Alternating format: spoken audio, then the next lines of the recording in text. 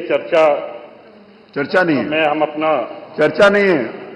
राजा भैया भी कोई चर्चा स्वीकार नहीं कर रहे हैं मानव कि चर्चा कराई जाए या ना आपको कराई जाए। ऐसे तत्व जो ना आए हो कुछ बताना चाहते हैं। 5 मिनट 5 मिनट नहीं 2 मिनट कुछ तथ्य जो इस सदन में रखे गए, इसके बाद आपको उनको भी सूचना दी है। तो श्रीमान वो आपत्तिजनक है। कुछ बिंदु मैंने भी नोटिस है।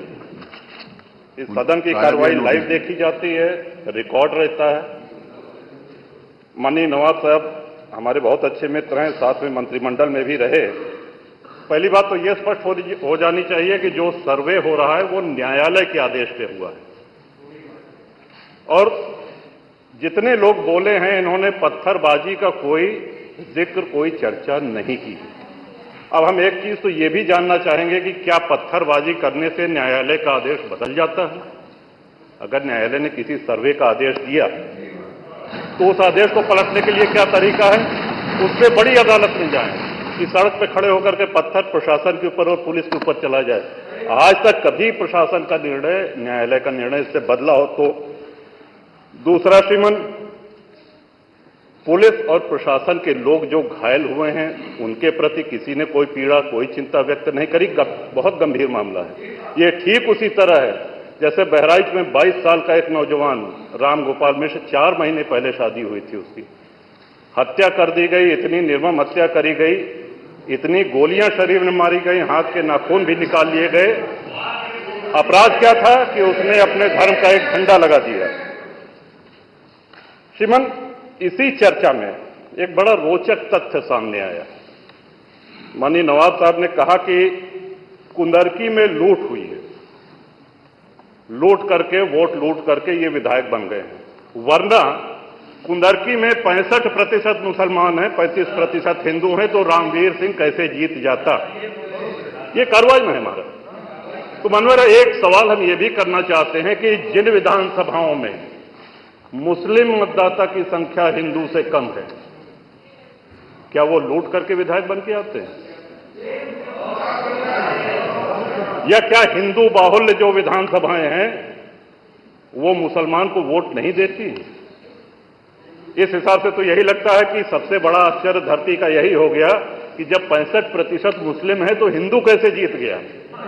आज पहला दिन है इन लोगों का सदन में। हमने अनुरोध किया था जो नए सदस्य जीत के आए हैं कम से कम परिचय करा दें, हम लोग भी पहचान लें। हमारा कोई परिचय नहीं है रामवीर जी से, लेकिन वो निर्वाचित सदस्य हो चुके हैं, इस सदन के सम्मानित सदस्य हैं। उनका इस तरह से अपमान करना, उनको लुटेरा कहना, ये तो आपत्तिजनक है। और सर्वे हम बोल रहे तो आप बोल